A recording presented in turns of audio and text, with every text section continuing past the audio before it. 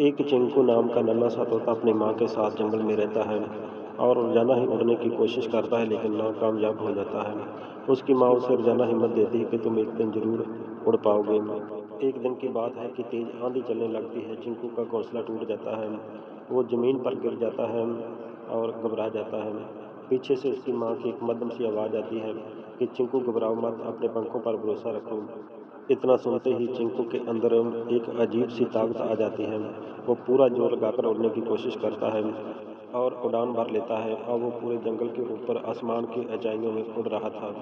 ये सब देखकर चिंकू की माँ बहुत खुश हो रही थी। इस कहानी से शिक्षा मिलती है कि गिरने से मत डरो। जीवन में वही लोग ऊंची उड़ान भरते हैं जो कि गिरने से नहीं डरते।